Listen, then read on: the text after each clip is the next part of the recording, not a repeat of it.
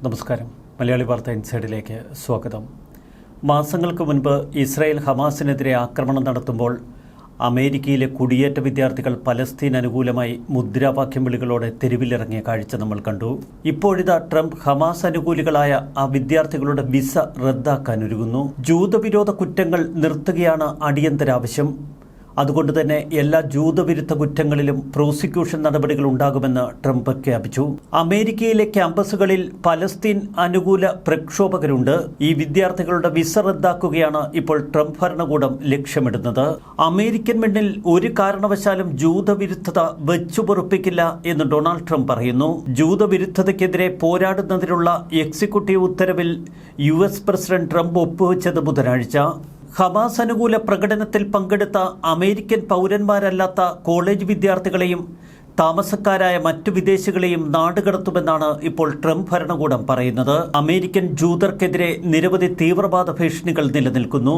തീവെപ്പ്, നശീകരണ പ്രവർത്തനങ്ങൾ, അക്രമം എന്നിവയ്ക്കെതിരെ കർശന നടപടികൾ സ്വീകരിക്കും.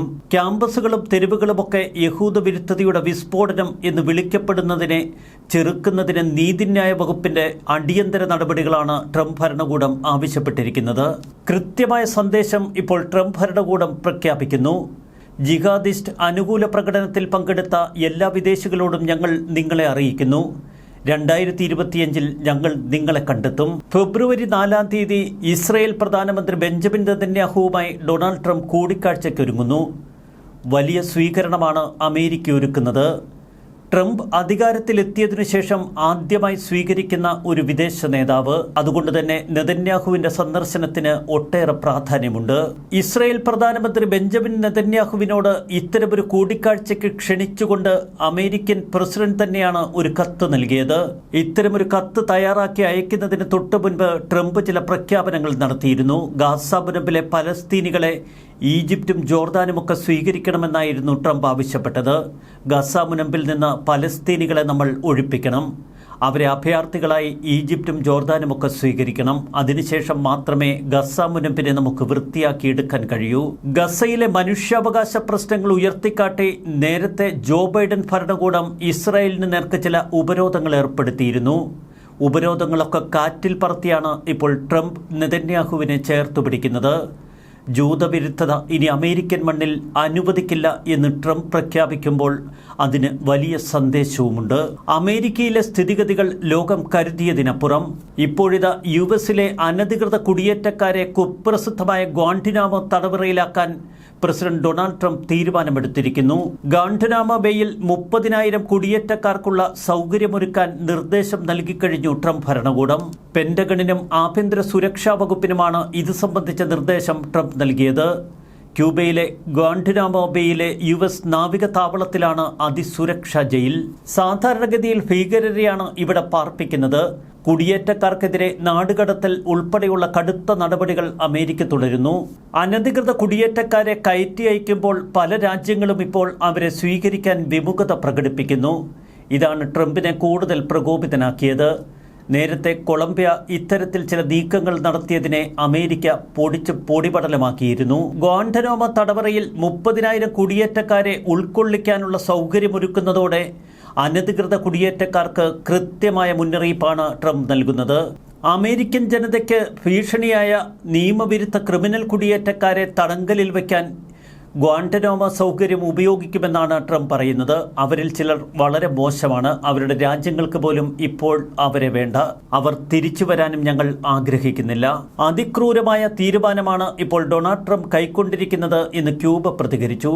2001 സെപ്റ്റംബർ 11 ഭീകരാക്രമണത്തെ തുടർന്ന് വിദേശ ഭീകരർ എന്ന് സംശയിക്കുന്നവരെ തടങ്കലിൽ വയ്ക്കാനാണ് 2002 അന്നത്തെ US president George W. Bush ഗ്വാണ്ടനാമോയിൽ ഒരു തടവറ തുറന്നത്. ക്യൂബയിലെ ഗ്വാണ്ടനാമോ ഉൾക്കടലിൽ സ്ഥിതി ചെയ്യുന്ന അമേരിക്കയുടെ ഒരു ഭീകര തടവറയാണ് ഗ്വാണ്ടനാമോ ബേ. ഈ തടവറയിൽ നിന്ന് പുറത്തുവന്ന അപൂർവം ചിലരുടെ വെളിപ്പെടുത്തലുകളാണ് ക്യൂബയിലെ അമേരിക്കൻ നാവികത്താവളമായ ഗ്വാണ്ടനാമോ തടവറയിലെ കൊടിയ പീഡനങ്ങൾ ലോകത്തിന് മുന്നിലെത്തിച്ചത്. തുടർച്ചയായ മർദ്ദനം, ഉറക്കം അനുവദിക്കാതിരിക്കുക, ദീർഘനാൾ തല മൂടിക്കെട്ടുക, ലൈംഗിക പീഡനങ്ങൾ, നിർബന്ധിത മരുന്ന് കുത്തിവയ്പ്പുകൾ തുടങ്ങി പീഡനങ്ങൾ അനുഭവിക്കേണ്ടി വന്നുവെന്നാണ് തടവറയിൽ നിന്ന് പുറത്തിറങ്ങിയ ചിലർ ലോകത്തോട് വെളിപ്പെടുത്തിയത്. ക്യൂബയുടെ തെക്ക് കിഴക്കൻ അതിർത്തിയിലുള്ള ഗ്വാണ്ടനാമോ ഉൾക്കടലിന് കരയിൽ സ്ഥിതി ചെയ്യുന്ന അമേരിക്കയുടെ കീഴിലുള്ള ഒരു തടവറ. ഗ്വാണ്ടനാമോ ബേ തടവറ എന്നാണ് ഇതറിയപ്പെടുന്നത്. 44 രാജ്യങ്ങളിൽ നിന്നായി 600-ലധികം ആളുകൾ നേരത്തെ ഈ തടവറയിൽ കഴിഞ്ഞിരുന്നു. 1991 ഹെയ്തി കലാപകാരികളെ തടവിലിടാൻ വേണ്ടി അമേരിക്ക ഇവിടെ ക്യാമ്പുകൾ നിർമ്മിച്ചു. Camp alpha, camp Bravo, camp golf എന്നീ പേരുകളാണ് ഇവയ്ക്ക് നൽകിയത്. പിന്നീട് ക്യാമ്പ് ഡെൽറ്റ എന്നൊരു ക്യാമ്പ് കൂടി നിർമ്മിക്കപ്പെട്ടു. ഗ്വാണ്ടനാമോയിൽ ഇപ്പോൾ ഒരു രാജ്യത്തിൻ്റെയും നിയമം ബാധകമല്ല. അതാണ് ഇത്തരമൊരു തടവറയിലേക്ക് ആളുകളെ മാറ്റാൻ ട്രംപ് ഉത്തരവിടാനുള്ള ഒരു കാരണം. അമേരിക്കൻ നിയമങ്ങൾ ഈ തടവറയിലുള്ളവർക്ക് ബാധകമല്ല. സെപ്റ്റംബർ 11 അമേരിക്കയിൽ നടന്ന ഭീകരാക്രമണം, തുടർന്ന് അമേരിക്ക അഫ്ഗാനിസ്ഥാനിൽ നടത്തിയ തുടർ ആക്രമണങ്ങൾ, ഇതിനെ തുടർന്ന് ഗാണ്ടനാമോ തടവറയിലേക്ക് നിരവധി ഭീകരരെ അമേരിക്ക കൊണ്ടുവന്നു. താലിബാൻ, അൽ-ഖ്വയ്ദ ഭീകരരെ അമേരിക്ക ഇവിടെ പാർപ്പിച്ചിരുന്നു.